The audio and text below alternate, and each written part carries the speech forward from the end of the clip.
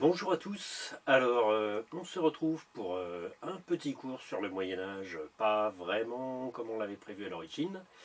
Donc, puisque la plupart d'entre vous, vous avez renvoyé, et je vous en remercie, les exercices sur l'affirmation de la monarchie. Quelques remarques pour comprendre ce qu'on aurait dû expliquer en classe si on se voyait. Mais, pas de chance pour nous, ou de la chance pour certains, chacun est chez soi. Alors, d'abord, sur l'affirmation de la monarchie, pourquoi cette leçon est importante? Parce qu'on a dit, au début du Moyen-Âge, que le roi était finalement un seigneur parmi d'autres et qu'il n'avait pas beaucoup de pouvoir.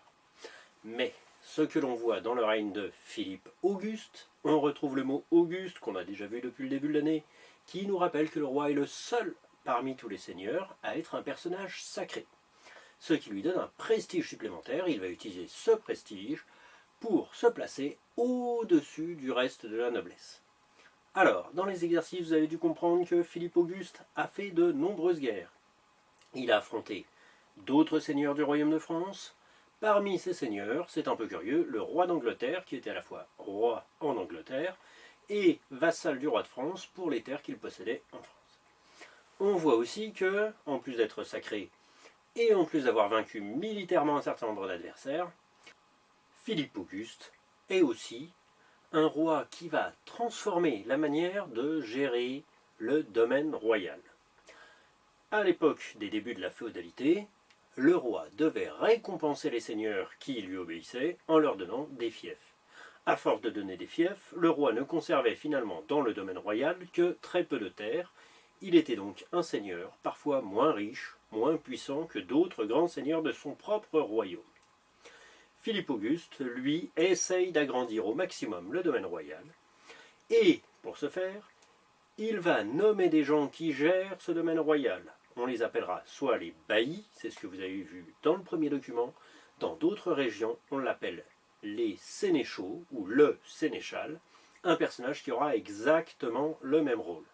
Dans les deux cas, c'est donc quelqu'un qui va s'occuper des terres du roi, il va être récompensé pour le faire, mais il ne pourra plus léguer les terres à sa famille. La terre reste bien au roi, même si quelqu'un est désigné pour s'en occuper à sa place. C'est temporaire et ça ne prive pas le roi des revenus de cette terre. Donc Philippe Auguste, à partir de là, se détache nettement du reste de la noblesse, puisque lui va pouvoir étendre le domaine royal au point d'être désormais vraiment le plus grand seigneur de France. Pas seulement le plus prestigieux, pas seulement celui qui aurait gagné le plus de batailles. Bien, deuxième étape, elle est beaucoup plus tard, mais on y retrouve à peu près les mêmes protagonistes, c'est la guerre de 100 ans. Première chose, la guerre de 100 ans ne dure pas 100 ans, bien sûr, c'est un nom qu'on lui donne pour montrer qu'elle a duré très longtemps. En réalité, la guerre de 100 ans, 1337 à 1453, elle a donc bien duré 116 ans. Alors, cette guerre très longue a vu s'opposer plusieurs rois de France à la suite, plusieurs rois d'Angleterre à la suite. Pourquoi ces guerres entre ces rois? Avant tout, c'est un problème d'héritage. Les rois d'Angleterre considèrent que le trône de France leur revient parce qu'ils étaient les plus proches parents, par descendance, du roi Charles IV, mort sans enfant. Les rois de France de leur côté ont été choisis par la noblesse, une autre branche de la famille, qui ont décidé d'écarter le roi d'Angleterre sous prétexte que c'est par sa mère qu'il aurait dû devenir roi, mais ça n'a en fait pas une grande importance. Le but était que la couronne du roi de France reste un noble français et pas un noble anglais. Plusieurs guerres vont se succéder, en réalité, entre plusieurs rois d'Angleterre et plusieurs rois de France, mais la succession de ces guerres fait qu'on parle d'une guerre de 100 ans. Alors, ces guerres, très souvent au début, tournent à l'avantage des Anglais. Dès les premières batailles, les archers anglais, qui ont des arcs suffisamment longs pour percer les armures des chevaliers français, font des ravages dans l'armée du roi de France. Et puis ensuite, petit à petit, le roi d'Angleterre va gagner un certain nombre de terres dans le royaume de France, au point que quand Charles VI est finalement vaincu, il lègue son trône non pas à son fils, mais au roi d'Angleterre en considérant cette guerre comme perdue. Mais le fils de Charles VI qu'on appelle alors encore le dauphin Charles, va reprendre la guerre, il se proclame roi, il ne contrôle que le sud du territoire, et surtout, il s'est proclamé roi tout seul. Mais il n'a pas été sacré. Il n'est donc pas reconnu par l'ensemble des nobles en France. Par exemple, les ducs de Bourgogne considèrent que ce n'est pas un vrai roi de France. Il va donc devoir montrer qu'il est un roi légitime. Et pour ce faire, il va faire appel à un personnage qui est sans doute le personnage le plus célèbre de toute la guerre de 100 ans. Et pourtant ce personnage n'intervient que pendant 2 ans. 2 ans sur 116. Et pourtant c'est le personnage, je pense que tout le monde connaît. Il s'agit bien entendu d'une femme, il s'agit de Jeanne d'Arc.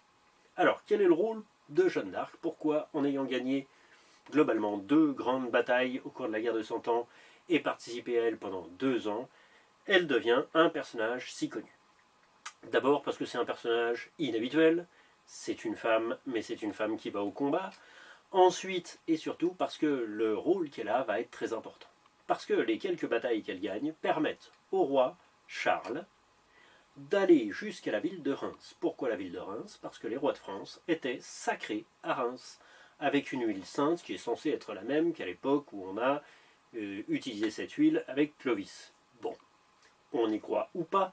Toujours est-il qu'une fois que Charles s'est fait sacré roi à Reims, cette fois en plus d'être couronné, il devient aux yeux de toute la noblesse française un roi légitime, et donc il prend ce nom de Charles VII.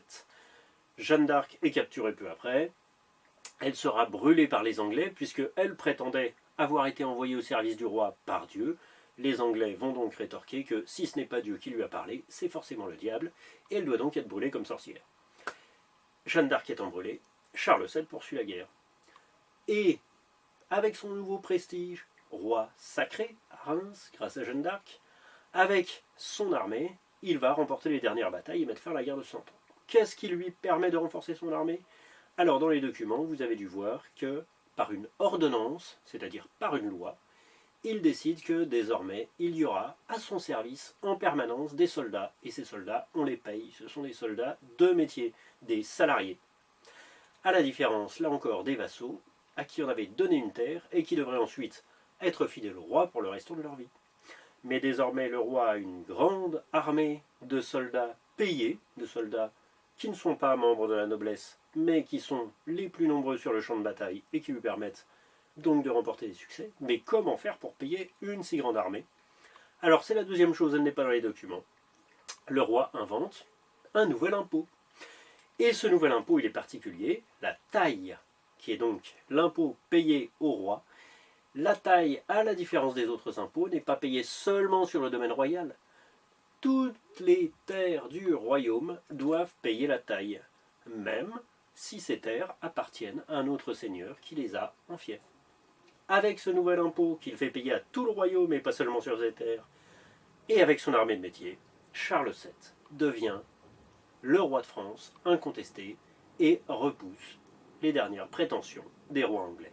Voilà, c'est la fin de ce que nous avions à voir sur l'affirmation de la monarchie à la fin du Moyen-Âge. Alors, j'insiste sur un dernier point, c'est que dans les exercices suivants, nous allons parler, cette fois, de l'époque moderne qui suit le Moyen-Âge. Et nous retrouverons des rois de France, mais il faut bien avoir en tête que cette fois, les rois de France sont bien installés et ils ont un pouvoir bien plus important que les rois de France du Moyen-Âge classique, du Moyen-Âge féodal dont nous avions parlé en début de leçon. Merci.